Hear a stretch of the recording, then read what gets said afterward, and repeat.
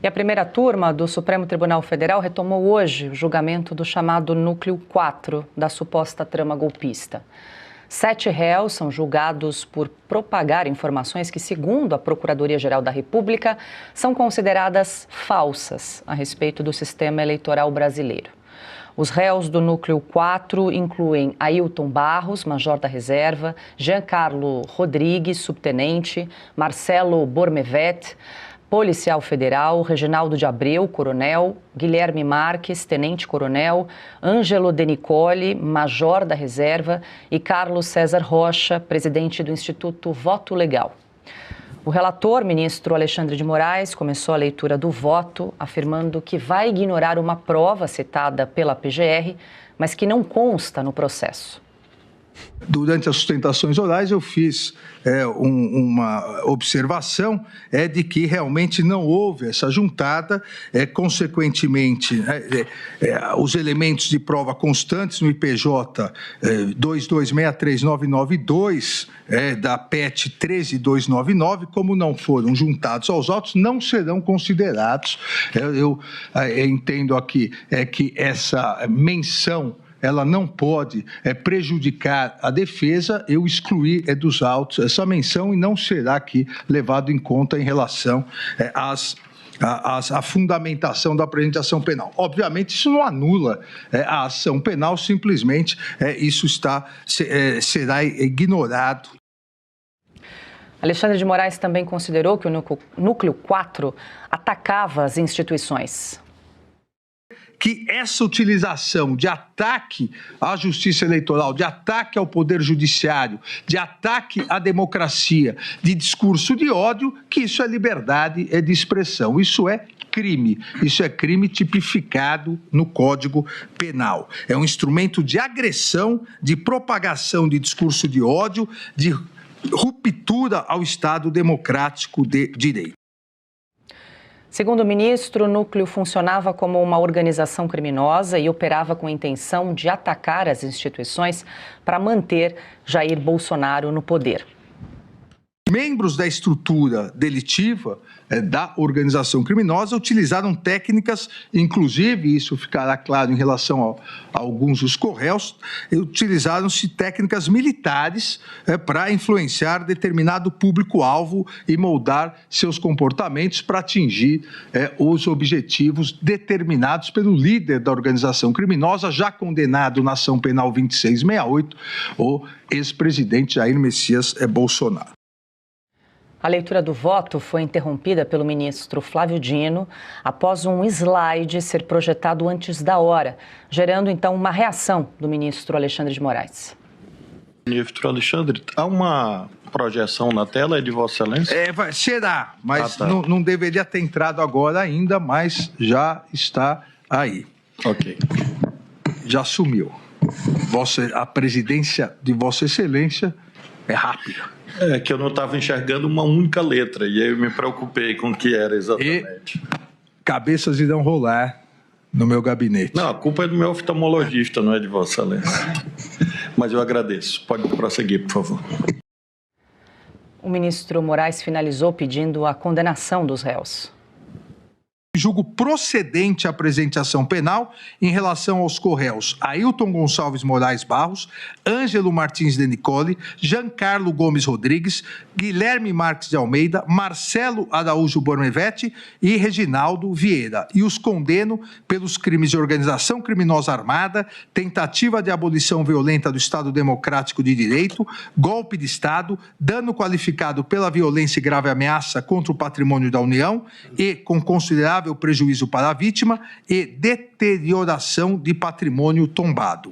Em relação ao co-réu Carlos César Modson Rocha, julgo parcialmente procedente a ação penal e o condeno pelos crimes de organização criminosa armada e tentativa de abolição violenta do Estado Democrático de Direito, absolvendo por ausência de provas pelos crimes de golpe de Estado, dano qualificado pela violência e grave ameaça contra o patrimônio da União e com considerável prejuízo para a vítima e deterioração de patrimônio tombado. O ministro Moraes ainda pediu que o presidente do Partido Liberal, Valdemar Costa Neto, seja novamente investigado pelo Supremo. Também, presidente, voto no sentido, nos termos do artigo 18 do Código de Processo Penal, de extrairmos, uma vez, obviamente, se houver maioria na turma, uma vez configurada a condenação do réu Carlos César Rocha, para que extraiamos cópias da decisão e de todo o acervo probatório para remessa para PET 12.100, salvo engano, para, nos termos do artigo 18 do Código de Processo Penal, reabrimos a investigação e análise dos crimes de organização criminosa e tentativa de abolição violenta do Estado Democrático de Direito em relação ao presidente do PL, Valdemar da Costa Neto. É o voto, presidente. Bom, já o ministro Cristiano Zanin acompanhou integralmente o relator da ação. Eu estou acompanhando na íntegra o voto do eminente relator, ministro Alexandre de Moraes, para afastar as preliminares que foram arguídas pelas respectivas defesas técnicas e julgar procedente a pretensão punitiva em relação a Ailton Gonçalves de Moraes Barros, Ângelo Martins Denícoli, Giancarlo Gomes Rodrigues, Guilherme Marques de Almeida, Marcelo Araújo Momeverte e Reginaldo Vieira de Abreu, por infração aos artigos 2º, caput, parágrafo 2º, 4, inciso 2 da Lei 12.850, artigos 359L, 359M, e 163, parágrafo único, incisos 1, 3 e 4, todos do Código Penal, e artigo 62, inciso 1 da Lei 9.605, tudo na forma do artigo 29, caput, e 69, caput do Código Penal. Bom, Marcília, a produção fez um apanhado aí do que foi essa manhã de julgamento do Núcleo 4, com alguns trechos do voto do relator, o ministro Alexandre de Moraes, seguido de Cristiano Zanin. Nesse momento, a ministra Carmen Lúcia está proferindo o seu voto. Também foi reservado o dia de amanhã para a finalização desse julgamento do Núcleo 4. O que você traz aí de considerações? Afinal de contas, é um julgamento que se propõe a analisar desinformação e fake news. E aí a gente já discutiu várias vezes que não há tipo penal, né? Não há no Código Penal a tipificação desses termos, né? Dessas condutas, melhor dizendo. Pois é, desinformação, olha só, discurso diferente do que disse o ministro Moraes, desinformação não é crime, discurso de ódio não é crime, fake news não é crime, negacionismo não é crime, não há em nenhuma legislação nossa nenhum desses tipos penais, diferente do que afirmou o ministro Moraes. Então, se o ministro Moraes afirma algo que não corresponde à verdade, me parece que o núcleo de desinformação que existe é no STF. Esse é o grande núcleo de desinformação e não o que está sendo julgado. Até porque, se nós formos pensar, olha, qual é a acusação que é feita contra esse núcleo? Então, o Bolsonaro seria o grande líder de um grupo de desinformação e esse núcleo ele teria por conduta enfraquecer com desinformação o Estado democrático para que as pessoas com pipoca e algodão doce no dia 8 pudessem tomar o Estado. Essa me parece ser a grande acusação que é feita contra esse núcleo. Como é que você pode enfraquecer o Estado com desinformação? Eu queria entender até hoje qual é a grande tática, como é que se derruba um Estado com desinformação. A pessoa está lá, o soldado com fuzil na mão, e espada e etc. Aí eu falo, olha, renda-se porque eu tenho aqui uma desinformação, o Estado está tomado porque eu tenho uma desinformação, estou de posse de uma grande desinformação. Isso não faz sentido. Isso não existe em lugar nenhum do mundo. É uma fantasia que nem novelas seriam capazes de pensar, por mais que as novelas tenham sido ultimamente criativas nos seus finais ruins, né? Nem isso, nem novelas seriam capazes, nem séries ruins de streaming seriam capazes de pensar em uma fantasia como essa. Nós estamos condenando essas pessoas e ao condená-las, condenamos também a liberdade de expressão.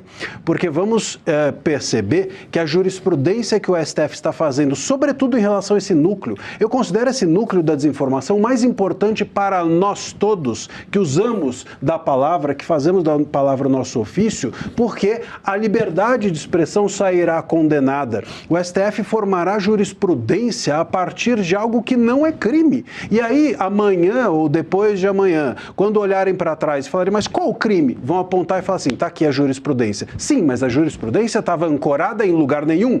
Mas está aqui a jurisprudência. E será o suficiente para que toda e qualquer pessoa possa ser condenada pelo que fala. Não existe, repito, absolutamente em lugar nenhum da nossa legislação discurso de ódio, desinformação, fake news, negacionismo como crime. Assim como não existe em lugar nenhum da nossa legislação questionar urnas como ser classificado como ataque e ataque a urnas ser classificado como crime. Falar de urnas é algo lícito. A urna não é a Arca da Aliança que você encosta e morre, como na Bíblia. Não existe isso.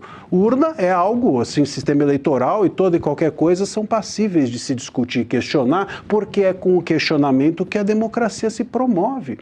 Veja, um país onde você simplesmente aplaude toda e qualquer coisa é tudo menos uma democracia. É a partir do questionamento que a democracia se constrói. E nós aqui estamos fazendo o contrário. A crítica e os críticos se tornam os criminosos e os investigados. E aí esse seria mais um caso clássico de usurpação de competência do Legislativo, do Supremo invadindo a competência do Legislativo a tentar criminalizar a desinformação, a fake news, que não é um tipo penal que inclusive fere o princípio da legalidade, né, Piotr? Deixa eu só informar quem nos acompanha, a ministra Carmen Lúcia acabou de proferir o seu voto também no sentido de condenar os 7 réus, portanto a primeira turma já formou maioria pela condenação desse núcleo 4, enquanto aqui a gente discutia o voto do relator e esses absurdos. Agora, deixa eu só acrescentar uma coisa, aqui a gente virou notícia que o ministro Moraes resolveu então ignorar a prova, né, que não estava nos autos. Eu acho que está aí uma coisa que o ministro Moraes vem fazendo muito bem, que é ignorar a prova, né? Não é a primeira vez e nem será a última.